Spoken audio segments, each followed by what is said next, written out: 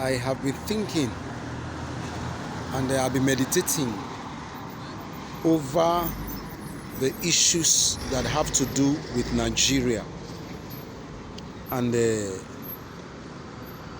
was one of the questions and the answers I got looking at the tribe called the Igbo people in Nigeria. And I discovered that there are two reasons why the Igbo people cannot be affected by the economy of this nation called Nigeria. No matter how bad the economy of Nigeria is, after meditating and carefully observing, I discovered that the Igbo can't be affected by the economy of this nation. I had a brother who told me that he had a friend, an Igbo man, whom in one day made 13 million in this country in the midst of the hardship and the economic hardship. Many Igbos are buying cars, they are building houses, they are living comfortable life in the same Nigeria, while others are hungry, while others cannot pay their children's school fees, while others cannot pay their house and pay their bills. Igbos are paying their bills. So what are the reasons behind this? I will discuss in this part one of this presentation two reasons why the Igbos cannot be affected by the economy of Nigeria. The Igbo or the Ndi-Igbo are the tribes that occupy majorly the southeastern part of Nigeria and then part of some south states. There are a lot of historic accounts of Igbos having, their roots also in some part of the south states. So if you look carefully, the Igbos are prosperous. No matter the downturn in the economy, no matter how bad the economy is, no matter the rise of the dollar, no matter the hunger, the scarcity, the Igbos are not being affected. They are living fine lives. So why is this so? What is the secret? Number one secret I discovered is that the Igbo, reasons why the Igbos are not affected by the economy is that the Igbo, they are business-oriented people. This is not an official statistics, but to me, I feel that 80% of Igbos are businessmen and businesswomen. They do business. They are into trading, buying and selling. So even while the dollar was increasing, when subsidy was removed by the Tinubu administration and things were getting bad, people were suffering, the Igbos were not. Because a lot of them who are doing business had bought things, they had things in the shop they had previously bought when the money was on the naira was on the low side. So the day the dollar increased, they increased the price of their goods. As a matter of fact, I was surprised that I went to go and buy some things in a computer village. They are majorly Igbos. Before the lady sold to me, she had to Google, have to check to know the current price in dollar before she sells to me. These are things she might have bought when the dollar was cheap. So they sell when the dollar increased. But they are so connected to each other that they know the dollar increment and the current price, and they sell at the current price, such that they are making profit. And then when they go to buy again at the current price, they will still put their profit, so they cannot run at loss. Whether dollar increase or not does not concern them. When the dollar increase, the goods they have already will increase the price, and the one they buy at a higher dollar rate, what do? They also sell that one at a higher dollar rate to make profit, because they are in business. They have to make profits. But it's not so with other tribes in Nigeria. Take the Yoruba for example. Let me say 80 or 85% of Yorubas are government workers. They depend on monthly earnings, monthly salary. And now the economy is bad. School fees has increased. Medical bill increased. Health rent increased. Yet the government have not increased the salary of workers to a commensurate level. Take what is happening in the tariff or electrical tariff now, electric bill in Nigeria today. The new proposed bill. We discover that an average civil servant cannot pay this new tariff rate. He can't pay it. If the light should be even 12 hours, he cannot pay it. So, but the Igbos are businessmen. So as they increase electric bill, they increase the price of their business. So the Igbos are always in business. So whatever happens, they will make their profit. If the dollar increase, they increase the price of their commodity. If the electric bill increase, house rent increase, shop rent increase, they increase the side of their commodity, they increase their profit margin. So they are in business. So they can't be poor. So that is the issue. So that is why you see them in the midst of other tribes are groaning. The Igbos are rejoicing. As a matter of fact, like the Hausas who depends on money that comes from from politics so much. They depend on politics so much. So they get the money, and then what do they buy with the money? The money is as if it has no value.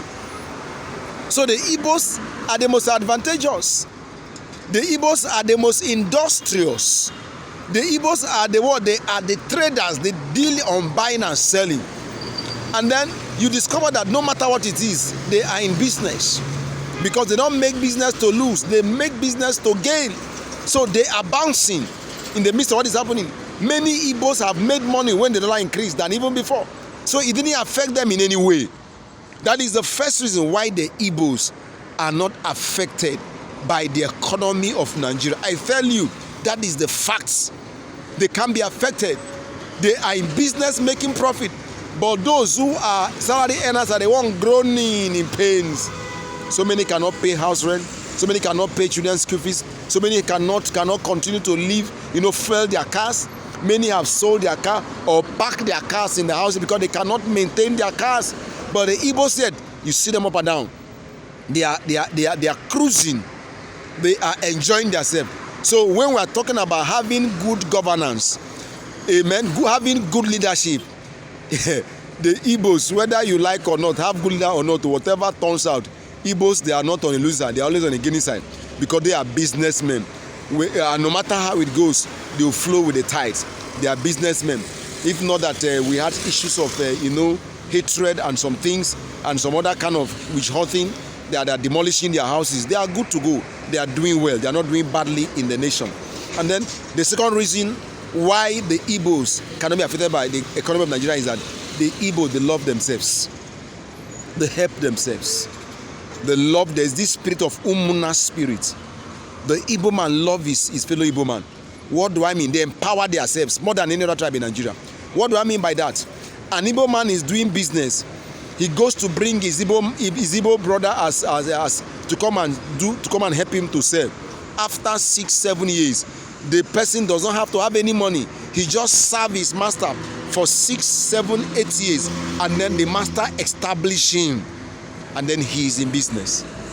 No tribe does such thing. The Igbo do it. I've moved around this country from the north to the south to the east to the west. I see this spirit of ownership, the spirit of oneness, of brotherliness is in the Igbos. They help each other. Now let me give you an example.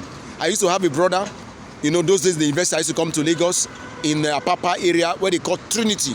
Trinity is around on your way to the Tinkan Island. Trinity is one of the places they do business. The Igbo men do business there. My brother used to do business there those days. Then I discovered that there are some Igbo boys. They don't have shop. They don't have, in the morning they just bath and come out, and then they will just be doing what they call Osafia. So they will just look at you. What do you want to buy? You tell them what you want to buy. They will say, okay, I have it in my shop. They will leave to their shop. They will enter the shop, and then bargain with you and sell for you.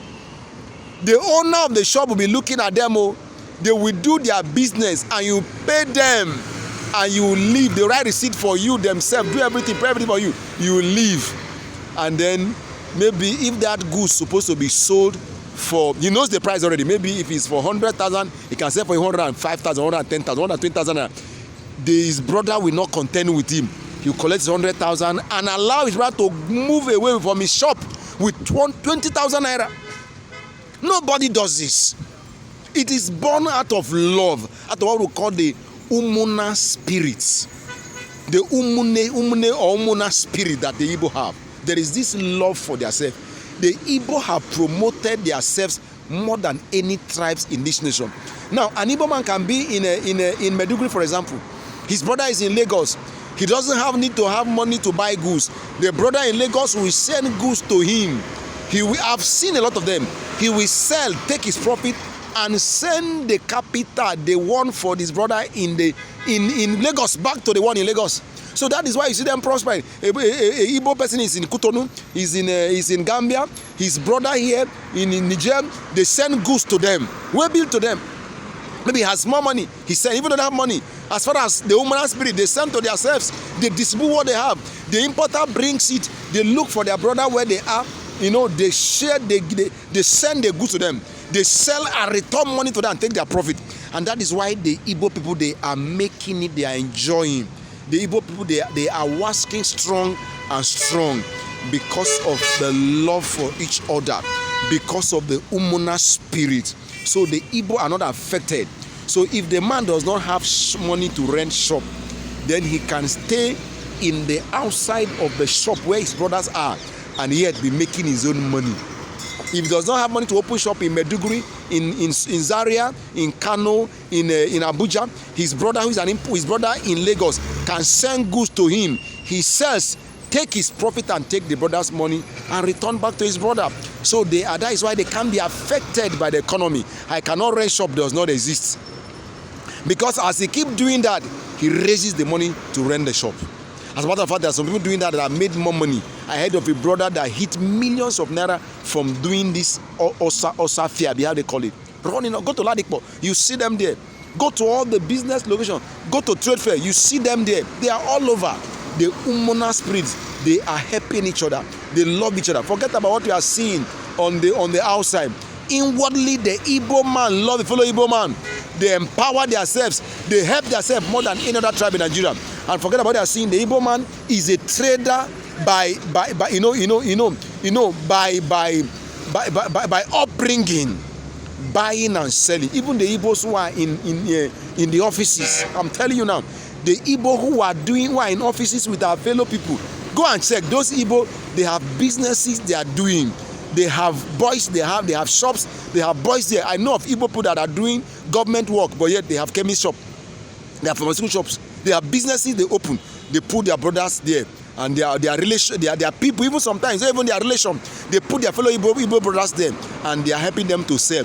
They do account for them, and then at the end of a period of time, maybe 6-7 years, they open shop for them, and that is why they are making it. So I want to encourage the Igbos, continue in this your Umuna spirit.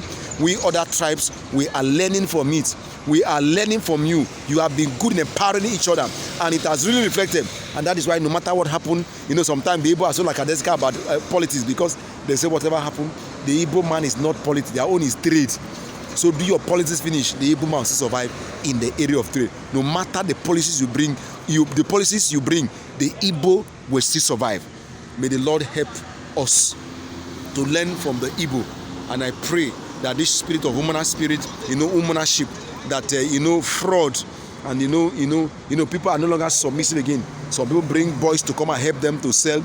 They dupe their masters. That spirit is gradually leaving the Igbo. I want the Igbo who are hearing me, let us be restored. Bible says it is. The Bible says in stewardship, a steward supposed to be found faithful. Let's be faithful. If they bring to help your brother to sell, be faithful. The Bible says if you are not faithful in somebody's own, who can give you your own? Let's be faithful. As it is been with the Igbo culture, let's stay faithful, let's stay loving, let's keep helping each other. And then as you do so, you see that the Igbo, despite the hatred they have for them, so to say, the Igbos are still working strong because of these two reasons. May the Lord help the Igbos and help other Nigerians to be able to learn from the Igbo, and then be able to, see that, we continue. So I want to urge you that, what you do for me is to, if you have a comment or you have other reasons why the Igbos cannot be affected by the economy of Nigeria, you can drop in a comment, in the comment box, box. Drop in the comment section your other reasons that you have. I want your comments, and then don't forget to like this video and then share it and subscribe primarily to this channel, because we're going to come up with a lot of things that will bless you about the Igbos and about Nigeria. So please subscribe. and circulate widely. It is well with the Igbos and well with Nigeria. God bless you. For now, please subscribe, please share, please like, and circulate to all our Igbos so that the spirit of faithfulness in business can continue, so that the love can continue, so that the stewardship can continue, faithful stewardship can continue, so that the Igbos can continue to strengthen themselves, help themselves in businesses, so that the Igbo can keep prospering despite everything happening. God bless the Igbo and God bless Nigeria.